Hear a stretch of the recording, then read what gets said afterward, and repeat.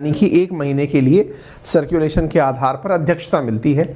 इसी बीच में भारत की तरफ से जो स्थायी प्रतिनिधि बनाकर वहां भेजी गई हैं, जिनका नाम है रुचिरा कंबोज, भारत की तरफ से यूनाइटेड नेशन में हमारे स्थायी प्रतिनिधि, उन्होंने यूनाइटेड नेशंस को संबोधित करते हुए कहा कि यदि आप लोगों ने अपने अंदर सुधार की कोशिश नहीं की तो वो दिन दूर नहीं है जिस दिन आपका विकल्प तैयार हो जाएगा। ये तो यार बहुत बड़ी बात बोल दी।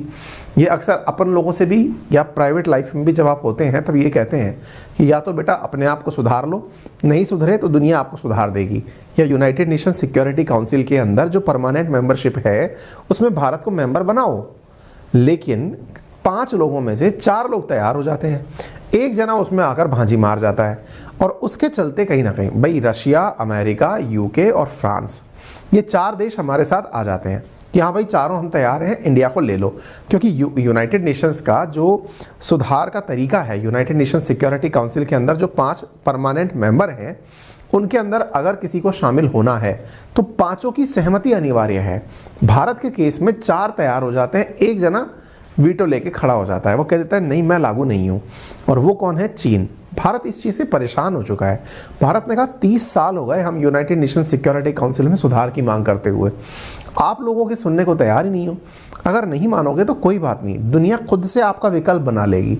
वैसे भी इसी 1 दिसंबर को भारत ने 2 प्रेसिडेंसियां एक साथ ग्रहण की थी, एक यूनाइटेड नेशन सिक्योरिटी काउंसिल की और दूसरी तरफ G20 की। G20 की अध्यक्षता पूरे 1 साल के लिए हमें मिली है, लेकिन UNSC की जो अध्यक्षता है वो केवल 1 महीने के लिए मिली है। वो भी हम आपके साथ साझा। आप देख सकते हैं मैं थोड़ा सा पिच स्लो करके इसलिए बोल रहा हूँ क्योंकि मेरा गला बहुत ज़्यादा ख़राब है।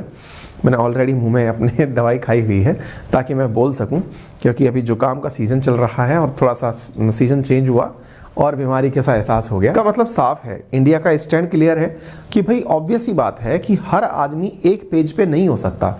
यानी कि अगर 5 मेंबर हैं, जरूरी नहीं है ना कि 5 की 5 एक जैसे ही एक समय डिमांड करने लगेंगे कि हाँ इंडिया को इसमें मिला दो। अच्छा, इंडिया की डिमांड ये नहीं है कि हमको 5वें के बाद एक और बना करके 6ठा सदस्य बना लो, नहीं, हम अकेले नहीं हैं, हम 4 देश हैं जिन्हें आप एक साथ मिलाइए। बोले कौन कौन से देश हैं? बोले हम 4 देश हैं जिन्हें G4 के नाम से जाना जाता है। बोले बताओ?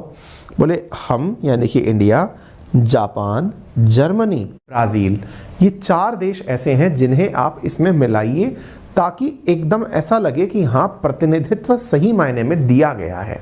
भारत दुनिया के अंदर नंबर 1 जनसंख्या वाला देश बन जाएगा। उम्मीद करते हैं कि क्या पता दुनिया को तब जरूरी लग जाए कि इंडिया की प्रतिनिधित्व होना चाहिए। इतना ही नहीं, यूके और जो फ्रांस हैं वो भी इंडिया का समर्थन करते हैं। रशिया पहले से ही हमारा समर्थन करता रहा है, केवल चीन का लफड़ा है। अगर चीन भी इसमें तैयार हो जाए तो भारत को निश्चित